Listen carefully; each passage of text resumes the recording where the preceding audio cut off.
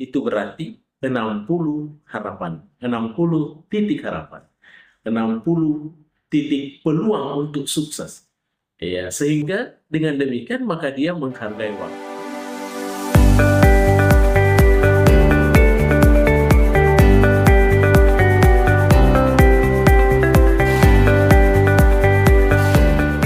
Baik para pemirsa sekalian yang saya hormati, Assalamualaikum warahmatullahi wabarakatuh.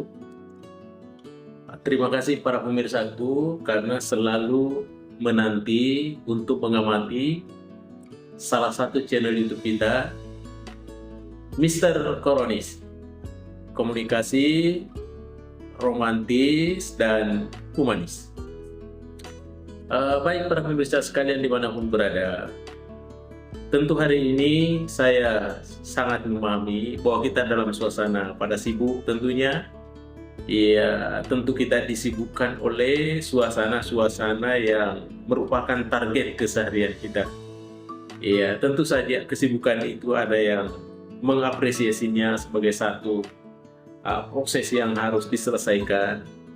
Dan tentu juga ada yang mengindikasikan bahwa itu adalah sesuatu yang berjalan secara alamiah saja. Ya, bahkan tentunya ada juga yang berpersepsi bahwa proses waktu itu kita hadapi secara santai-santai saja. Yang penting happy katanya gitu ya. Itulah sebuah fenomena ya, hadirin sekalian. Oleh karena itu, karena waktu adalah sebuah fenomena tentunya, prosesnya adalah sebuah fenomenologi. Maka pada kesempatan ini kita akan beri tajuk ya atau judul pembahasan kita pada hari ini yang tentunya tetap terkait dengan persoalan-persoalan komunikasi. Ya, saya beri satu judul yaitu komunikasi kronemika. Ya, biasa disebut dengan chronemics. Ya, bagaimana itu komunikasi kronemika? Ya, komunikasi kronemika adalah tentunya sebuah studi tentang bagaimana manusia itu menggunakan dan memberikan makna pada waktu yang dia lalui sebagai satu komunikasi non-verbal. Iya, karena ketika kita melewati waktu, kadang-kadang kan tidak perlu dengan bahasa, tidak perlu dengan oral, tidak perlu dengan terucap, tidak perlu dengan tulisan, tetapi waktu-waktu itu kadang berlalu dapat dimaknai sebagai satu proses komunikasi non-verbal. Itulah yang kita akan bahas ini terkait dengan kronemika. Iya, jadi kronemika adalah bagaimana kita punya apresiasi, memberikan pemaknaan, ya, menggunakan waktu yang tersedia itu. Ya. Baik para pemirsa sekalian, apa sih yang menjadi karakteristik? Apa yang menjadi karakteristik utama yang terkait dengan komunikasi kronemika itu? Pemaknaan terhadap waktu itu. Yang pertama, ya, ada yang disebut dengan punktualitas. Apa itu punktualitas? Punktualitas itu tentu adalah hal-hal yang berkaitan dengan proses memaknai waktu dengan tepat waktu, be on time.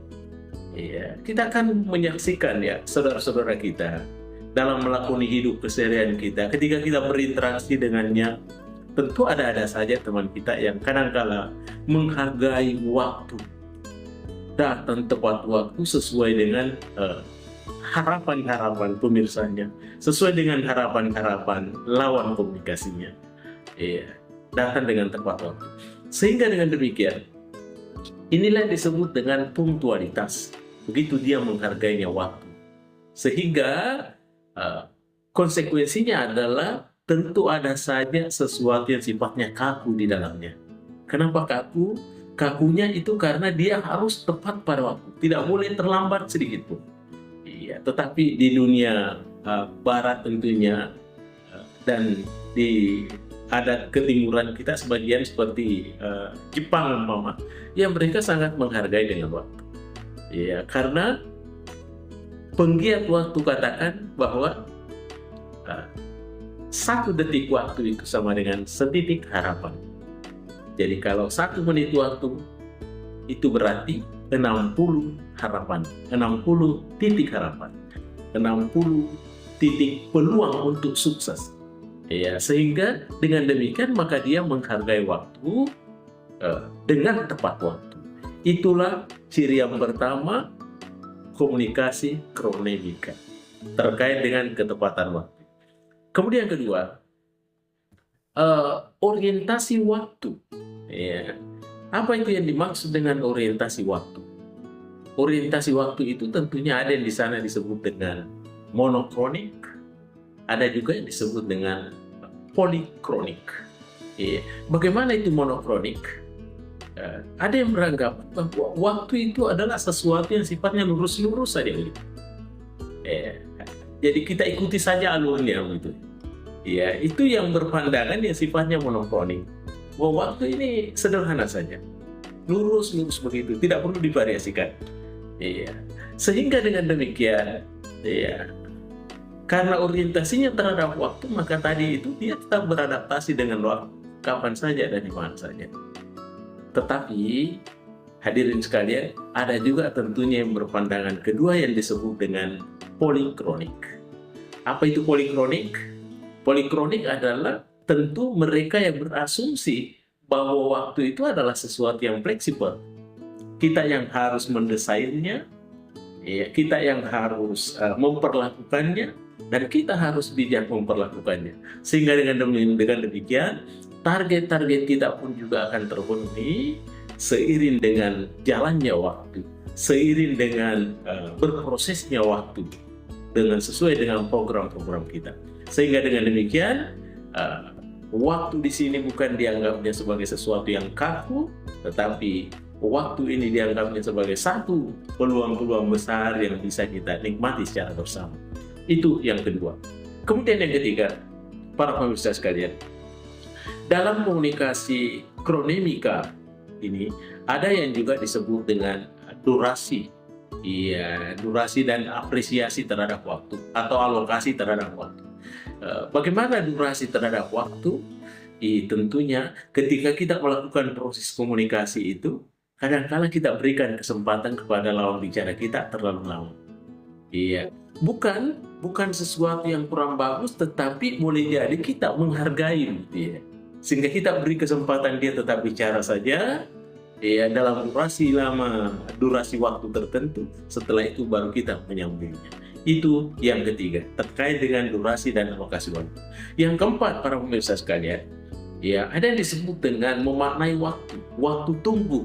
Ya, apa itu waktu tunggu? Siapa yang menunggu? Ya, tentunya biasanya dalam hal ini adalah ada ketimuran kita itu bahwa ketika yang melakukan acara itu adalah kelas-kelas yang di bawah, dan sementara dia harus menunggu tamu dari kelas-kelas yang atas, maka dia rela menunggunya. Sebagai bentuk penghormatan itu terkait dengan waktu tunggu. Sehingga ujung-ujungnya nanti tentunya proses komunikasi bisa tetap berjalan secara efektif. Gitu. Karena ada pemandangan terhadap waktu tunggu. Ya, artinya ketika kita yang ditunggu, ya, ketika seorang umpama yang petinggi mau datang, ya, tentunya yang kecil-kecil dulu dikumpulkan untuk menunggu yang besar, untuk menunggu pembesar kita. Bukan justru sebaliknya, yang pemimpin yang harus duluan datang baru dikumpul bawahannya. Ya, itulah terkait dengan waktu tunggu. Dan kemudian para pemirsa sekalian, ya, yang kelima itu tentunya adalah ada yang disebut dengan waktu pelaksanaan, ya, atau timingnya, ya. Terkait dengan waktu pelaksanaan itu tentunya adalah merupakan satu kesepakatan. Kapan komitmen kita itu, kapan dilaksanakan itu, ya, pada jam-jam tertentu yang disepakati, maka itulah bisa dihargai dengan makna sebuah waktu itu. Dan yang terakhir para pemirsa sekalian, yang keenam, ya, ada yang disebut dengan penggunaan waktu di keheningan. Ya, bagaimana itu waktu di keheningan? Artinya, ketika kita melakukan proses komunikasi dengan orang, kadang-kadang dia tiba-tiba berhenti. Berhenti itu bukan berarti sesuatu yang kurang baik, Tetapi berhenti bercerita itu adalah tidak lain adalah boleh jadi dia mengambil nafas atau dia berhenti untuk memikirkan kembali, menyusun kembali memori-memorinya, diksi-diksinya yang terbaik untuk dikomunikasikan dengan baik. Tapi ujung-ujungnya adalah tentu bagaimana terciptanya nanti komunikasi yang sifatnya efektif. Baik para pemirsaku dimanapun berada, tentu inilah yang terkait dengan yang disebut dengan komunikasi kronemika. Ya, kronemika tadi itu ditandai dengan bagaimana kita menggunakan, bagaimana kita memberi makna terhadap waktu. Yang pertama ada yang disebut dengan tadi punktualitas, ketepatan waktu. Yang kemudian yang kedua ada yang disebut dengan berorientasi dengan waktu. Ada yang disebut dengan monokronik dan polikronik. Kemudian yang ketiga itu adalah durasi dan alokasi waktu. Dan yang keempat adalah bagaimana itu ada namanya waktu tunggu, masa senggang. Dan yang kelima adalah waktu pelaksanaan. Dan kemudian adalah ada yang disebut dengan penggunaan waktu dalam keheningan. Maksudnya keheningan adalah ketika dia berhenti sejenak, bukan sesuatu yang tidak baik, tetapi itu justru menyusun kembali diksi-diksinya terhadap memori-memorinya. Memanggil kembali memori-memorinya untuk melakukan proses komunikasi, sehingga terciptalah komunikasi yang efektif. Baik para pemirsaku dimanapun berada, terima kasih atas segala atensinya. Mr. Koronis mengundurkan diri. Assalamualaikum warahmatullahi wabarakatuh. Mr. Koronis.